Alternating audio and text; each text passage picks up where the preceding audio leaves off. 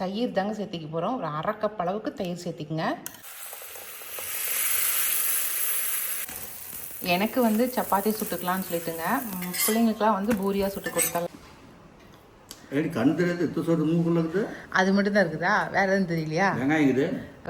இது வந்து செகண்ட் பேட்சுக்காக இது ரெடி பண்ணியிருக்கிறேன். இருந்த செடி இதெல்லாம் முளைச்சி வந்துச்சு. ஒரு பழம் பாருங்க, நல்லாலாம் இனிப்பாலாம் இல்லை. நான் கூட நல்ல இனிப்பாக இருக்கும்னு நினச்சி தான் வாங்கினேன். அப்படிலாம் இல்லை. இதுலேயும் ஒயிட்டும் வச்சுருக்காங்க. ஒயிட்டுன்னு சொல்லி ஒரு செடி வாங்கினது வச்சுருக்கேன். ஆனால் இன்னும் 1 வருஷம் ஆகும். இதுதான் வெல்வெட் ஆப்பிள். சூப்பராக இருக்குது வெல்வெட் ஆப்பிள். ஆனால் எல்லாருக்கும் வணக்கம். இது நம்ம காக்கை கூட்டம். என்னடா என்ன வித்து கட்டுறவங்கிட்ட?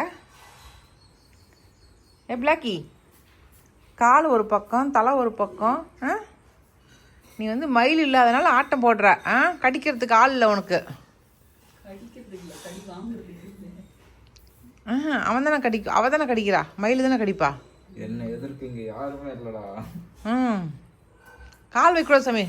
நாய் மேல கால் வைக்கூடாது.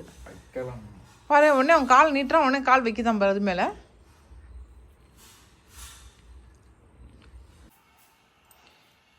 இன்னைக்கு காலையில் டிஃபனுக்கு வந்து பூரியும் இந்த சோலை மசாலாவும் தாங்க வைக்க போகிறேன்.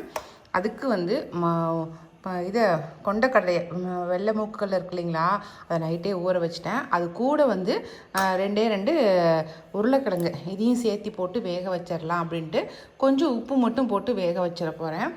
கொஞ்சம் வித்தியாசமாக செய்யலாம் அப்படிங்கிறதுக்காக தான். இது வந்து இப்போ ரெகுலராக 2 பேரும் வருஷாவும் விகாஸ் தம்பியும் டெய்லியும் குடிச்சிட்டுருக்குறாங்க. விகாஸ் தம்பிக்கு வெள்ளை முடி வருதுன்னு சொன்னேன் இல்லைங்களா, அதுக்காக தான் இப்போ டெய்லியுமே கொடுத்துட்ருக்கேன். இது கொஞ்சம் ஹெல்த்தாக கொடுத்தோமாக்கா கொஞ்சம் வெள்ளை முடி வராதுன்னு நிர்மலா சொன்னால், சரி கொடுத்து தான் பார்க்கலாமே அப்படின்ட்டு தான் கொடுத்துட்ருக்கேன். சரி, இப்போ இதை குக்கரில் கொஞ்சம் உப்பு போட்டு குக்கர் போட்டு வச்சிடலாம். குக்கரில் போட்டு வச்சாச்சுங்க. ஒரு 4 விசில் வரட்டும்.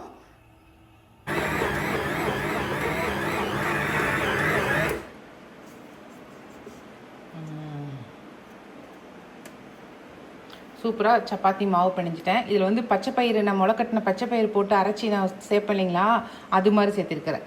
ஏன்னா பச்சைப்பயிறு எப்போவுமே முளைக்கட்டி வச்சுக்கிறது தான்.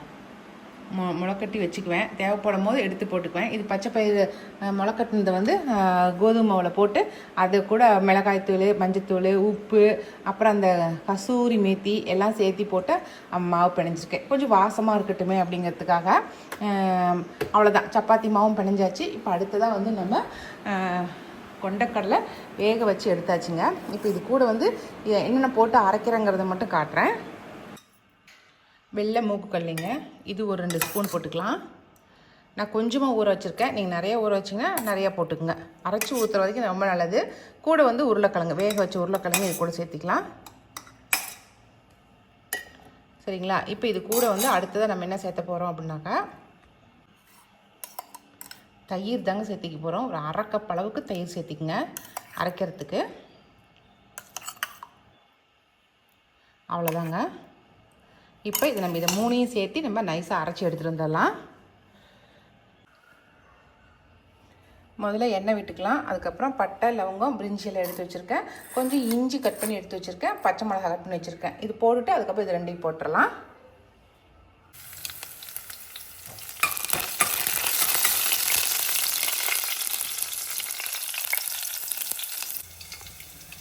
அடுத்ததாக பெரிய சைஸு பெரிய வெங்காயம் பொடிசெல்லாம் கட் பண்ணி வச்சுருக்கேன். இதையும் போட்டு நம்ம நல்லா வதக்கி கொடுத்துக்கலாம். வெங்காயத்தை போட்டு நல்லா வதக்கியாச்சு. இப்போ மஞ்சத்தூள், உப்பு போட்டுடலாம். மஞ்சத்தூள், அடுத்ததாக உப்பு.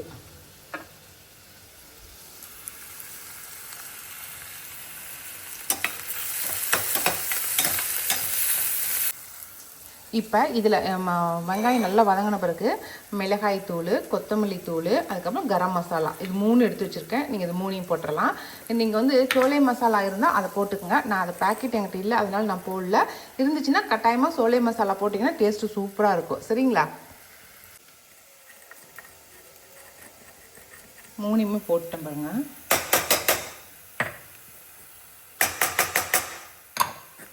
எல்லாம் போட்டாச்சு. இப்போ நம்ம என்ன பண்ண போகிறோம்னாக்கா, இங்கே அரைச்சி வச்சுருக்கோம் இல்லைங்களா, இந்த கிரேவி எடுத்து அதில் ஊற்ற போகிறோம்.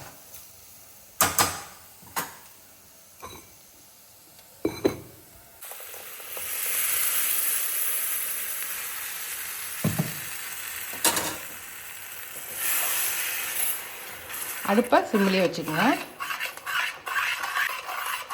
கொஞ்ச நேரம் வெந்து வரட்டும். அப்படியே நல்லா அடி பிடிக்காமல் கிளறி கொடுங்க. அடுப்பு சிம்மில் வச்சுட்டு நல்லா கிளறி கொடுங்க. அப்படியே அந்த இது வந்து நல்லா திரண்டு வரட்டும். நல்லாவே கெட்டியாகிடுச்சு பாருங்கள். நம்ம அரைச்சி ஊற்றணும் இல்லைங்களா, அது எல்லாமே நல்லா கெட்டியாகிடுச்சு. இப்போ இந்த சமயத்தில் நம்ம வேக வச்சு வச்சுருக்கோம் இல்லைங்களா மூக்குக்கல்ல, அதை எடுத்து ஊற்ற வேண்டியது தான். தண்ணியோடு சேர்த்து ஊற்றிடலாம். ஆனால் அந்த தண்ணி நம்ம வேஸ்ட் பண்ணக்கூடாது, அதுதான்.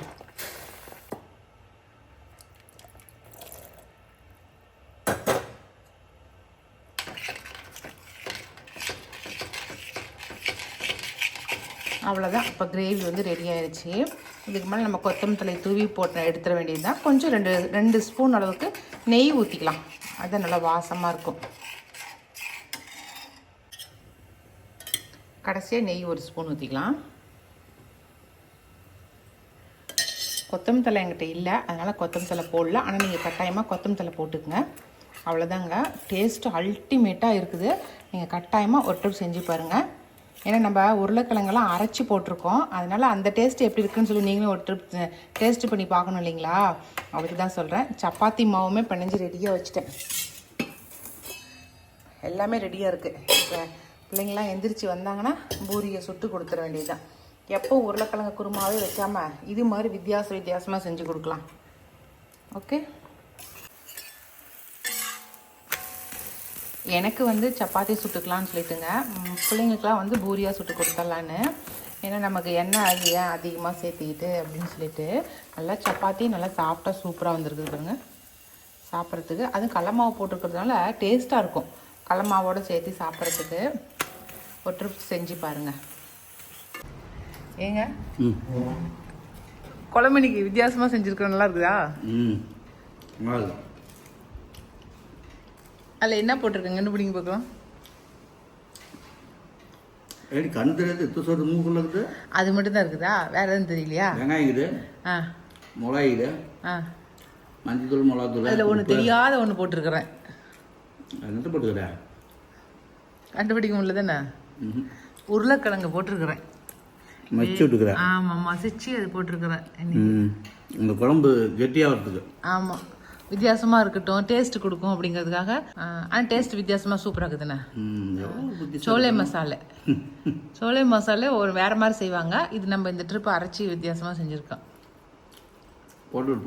எப்பவுமே நம்ம டாக்டர் என்ன சொல்லுவாரு, காலை டிஃபன்ல பருப்பு வகைகள் நிறைய இருக்குன்னு சொல்லுவாருல்ல, அதுக்கு தான் வந்து பார்த்து இன்னைக்கு செஞ்சுருக்கிறேன்.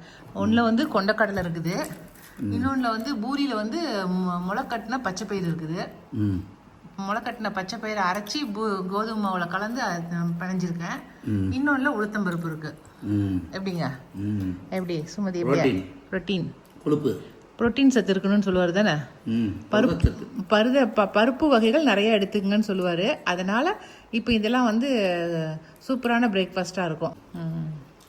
சரி, நம்ம போய் தோட்டத்து வேலையை பார்க்க போகலாம். அவர் சாப்பிட்டோம். இன்னைக்கு காலையில் எனக்கு என்ன வேலை அப்படின்னாக்கா, டிஃபன் வேலை முடிஞ்சிருச்சுங்க. அடுத்து வந்து இந்த மகிழம்பூ செடியை பதியம் போடலான்னு தான் வந்தேன். பாருங்கள், நிறைய முளைச்சிருக்குது நம்ம வீட்டுக்கு கீழே. பாருங்கள், 1 2 3 நிறைய முளைச்சிருந்துச்சு. ஒரு 10 செடி பிடுங்கிட்டேங்க. 10 செடியை பிடுங்கி இப்போ அதை பதியம் போட்டிருக்கேன் பாருங்களேன். அது மட்டும் இல்லை, ஏன்னா நம்ம மழை பெய்யுது, நிறைய பதியம் போடுறதெல்லாம் இருந்தால் போட்டுக்குங்கன்னு நான் உங்ககிட்டயே சொன்னேன் இல்லைங்களா. அதனால் நானும் நிறைய பதியம் போட்டிருக்கேன். இது பாருங்கள், இதெல்லாமே இந்த மஞ்சள் சேல்ஸ் முடிஞ்சதுக்கப்புறம் உங்களுக்கு கொடுக்குறேன். இது வந்து செகண்ட் பேட்சுக்காக இதை ரெடி பண்ணியிருக்கிறேன். இருந்த செடி இதெல்லாம் முளைச்சி வந்துச்சு. ஒரு ரெட் கலர் பூ முள்ளாக இருக்கும் இல்லைங்களா, ரொம்ப அழகாக இருக்கும். அதெல்லாம் முளைச்சி கீழே முளைச்சிருந்த செடியெல்லாம் பிடுங்கி இதுவும் பதியம் போட்டாச்சு. அப்புறம் இது ஒரு ரோஸு, பிங்க்கும் ஒயிட்டும் கலந்த ரோஸ், ரொம்ப அழகாக இருக்கும்னு சொல்லி காட்டியிருக்கேன் உங்ககிட்ட. அந்த ரோஸ் தான் இது. அடுத்து நம்ம மகிழம்பூ மர செடியும் ஒரு 10 மட்டும் தான் நட்டுருக்கேன். பிடுங்கி பார்க்கலாம், இது யாருக்காவது தேவைப்படுதுன்னு சொன்னீங்கன்னா வேணால் மற்ற இருக்கிற செடிங்களை நடவு செஞ்சுக்கலாம் அப்படின்ட்டு ஒரு 10 செடி மட்டும் இன்னைக்கு காலையிலேருந்து இதுதான் வேலை விளாட்டேன். அப்புறம் பன்னீர் கொய்யா இருக்கு இல்லைங்களா, அது ஒரு 2 விதை கிடச்சிச்சு, அதையும் போட்டிருக்கேன். பன்னீர் கொய்யா நிறையா கிடைக்க இதுக்கு மேலே போட்டு உங்களுக்கு நிறைய உற்பத்தி பண்ணி கொடுக்குறேன், சரிங்களா? அதுக்கப்புறம் இந்த பக்கமும் பாருங்கள், எல்லாம் பதியம் 2 நாளாக பிடுங்கி எல்லா கவரில் போட்டு நட்டது தான் இதெல்லாமே. இப்போ இன்னும் ஒரு 10 நாளில் இதெல்லாமே புது துளிர் வச்சிரும். இப்போ 2 நாள் ஆனதுனால எல்லாம் வாட்டம் கொடுத்துருக்கு, அதுக்கப்புறம் புதுசாக துளிர் வந்துடும் அப்படின்னு எனக்கு ஒரு நம்பிக்கை இருக்குது. பார்க்கலாம். இந்த காம்பவுண்டு ஒட்டி இருக்கிறது பாருங்க, அழகாக இருக்குது, சூப்பர். இதெல்லாம் வீதியில் வச்சுருக்கோம்.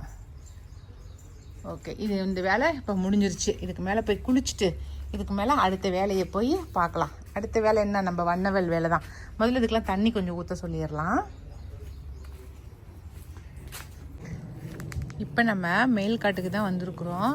நம்ம ஏற்கனவே நான் வந்து ரம்பூட்டான் வச்சுருக்கேன்னு சொன்னேன் இல்லைங்களா, அது வந்து நல்லா புது துளிர் வச்சிருச்சு பார்த்தீங்களா, அதுதான் புது துளிர். இதெல்லாம் புதுசாக வச்ச துளிர். அது இது வரைக்கும் தான் நம்மக்கிட்ட இருந்துச்சு செடி வாங்கும் போது. இப்போ இதெல்லாம் எக்ஸ்ட்ரா துளிர் வந்திருக்குது. அதனால் இதுக்கு தப்பிச்சுக்கும் அப்படிங்கிற நம்பிக்கை எனக்கு இருக்குது. பரவாயில்ல. அடுத்ததாக வந்து இன்னொன்று காட்டுறேன் உங்ககிட்ட. காய் வச்சுருக்குது. இது வந்து பரபரா. ஏரோப்ளேன் போகுது, ஆனால் கண்ணுக்கு தெரியல, ரொம்ப மேலே போகுது. ஓகேவா, இதுதான் வந்து பரபரா. இது வந்து வெளியில் வெயிலில் வச்சப்பெல்லாம் வரவே மாட்டேன்ருச்சுங்க. இப்போ தான் பாக்கு தோப்புக்களை வச்சதுக்கு அப்புறம் தான் இப்போ வருது நல்லா. ஏற்கனவே 2 ட்ரிப் வாங்கினேன், 2 ட்ரிப்புமே செத்து போச்சு. இப்போ சூப்பராக வச்சுருக்குது பாருங்களேன். நல்லா காய் நிறைய வச்சுருக்குதுதா, பிஞ்சு பாருங்களேன். இதுனா இனிப்பு கலந்த புளிப்பு. நமக்கு வந்து பழம் பாருங்கள், நல்லாலாம் இனிப்பாலாம் இல்லை. நான் கூட நல்ல இனிப்பாக இருக்கும்னு நினச்சி தான் வாங்கினேன். அப்படிலாம் இல்லை, லைட்டான புளிப்பு இருக்குது. இன்னும் கொஞ்சம் நேரம் பழுக்கணுமோ, அப்படி தான் இருக்குன்னு நினைக்கிறேன். இது நல்லா எல்லோ கலராக ஆயிடுச்சு. காய் நல்லா இந்த சைஸுக்கு வருது. பரபரா வந்து இந்த சைஸுக்கு வருது, காய் நல்லா பெருசாகவே வருது. இன்னொன்று அபியும் வச்சுருக்கிறேன்.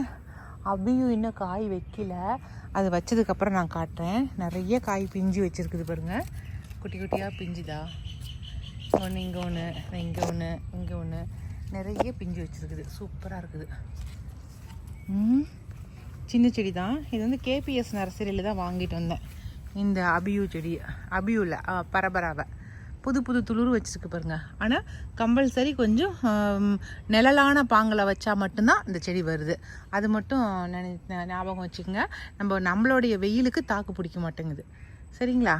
ஓகே, இன்றைக்கி நம்ம பார்த்தது புதுசாக ஒரு செடி பார்த்துருக்குறோம். ஓகே, இனி போய் காட்டு தோட்டத்து வேலை என்ன பண்ணுறாங்கன்னு பார்க்கலாம். இன்றைக்கும் கொஞ்சம் சுரக்காய் இருக்குதுன்னு சொன்னாங்க. சரி, இருக்கிற சுரக்காயை பறிச்சுட்டு வந்துடலாம்.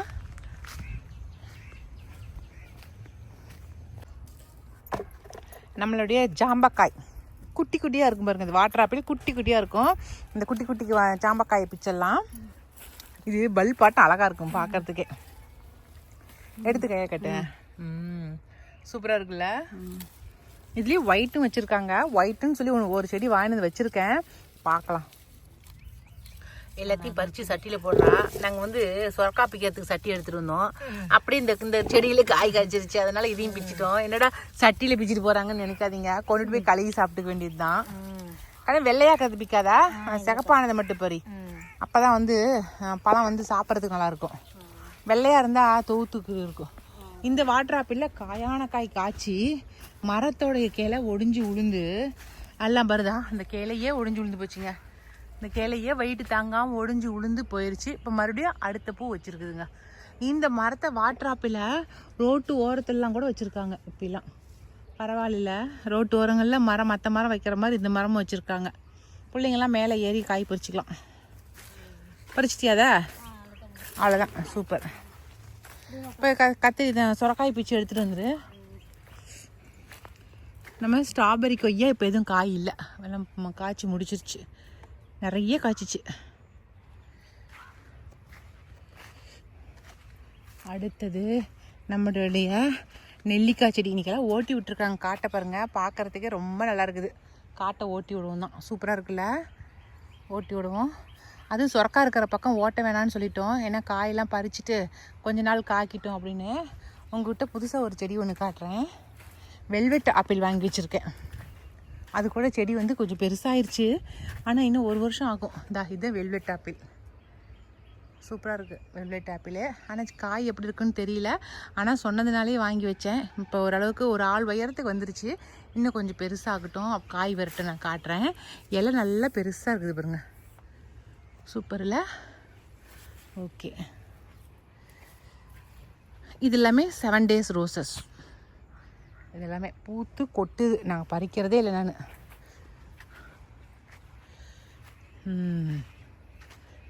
போயிட்டு சுரக்காயை பறிச்சுட்டு வீட்டுக்கு போகலாம். இது வந்து நெல்லிக்காய் பூவுங்க. இதுதான் வந்து நெல்லிக்காய் வந்து பூ எடுக்க ஆரம்பிச்சிருச்சு. அப்படியே ஒரு கிளையில பாருங்கள் எவ்வளோ பூ வச்சுருக்குன்னு சொல்லிட்டு காட்டுறேன் பாருங்கள். இந்த கல்ல காட்டுறேன். இதா பாருங்கள் எவ்வளோ பூ வச்சுருக்குன்னு சொல்லிட்டு நல்லா சூப்பராக பூ வச்சுருக்குது. இந்த ட்ரிப் வந்து காய் காய்ச்சிச்சின்னா வேஸ்ட்டு பண்ணாமல் உங்களுக்கு பறித்து காய வச்சு உங்களுக்கு பொடியாக கொடுத்துடலான்ட்டு இருக்கேன். ஏன்னா சோலார் ஒன்று வாங்கணுன்ட்டு இருக்கேன் இல்லைங்களா. இந்த பறிக்கிற காய்ங்களை காய வச்சாது உங்களுக்கு கொடுக்கலாம் அப்படின்ட்டு. நம்ம பன்னீர் புஷ்பம் வச்சோம் இல்லையா, அது எப்படி இருக்குன்னு சொல்லி பார்க்கலாம். ஓ, நம்ம பன்னீர் புஷ்பம் பூக்குதுப்பா. நமக்கு தான் தெரியல, வந்து பறிக்கிறதே இல்லை. இன்றைக்கி சாயந்தரம் வந்து பார்க்கலாம், சாயந்தரமாக பூக்குதான்னு சொல்லிட்டு. நல்லா புது துளிரெல்லாம் வச்சிருச்சு பாருங்கள். பன்னீர் புஷ்பம் அழகாக இருக்குது. புது துளிர் நல்லா வந்திருக்குது. இதுதான் வந்து திருச்செந்தூரில் திருநீர் வச்சு கொடுக்குற இலை இந்த இலை தாங்க. பன்னீர் புஷ்ப இலையில தான் வச்சு தருவாங்க. அந்த இலை தான் இந்த இலை. சரிங்களா?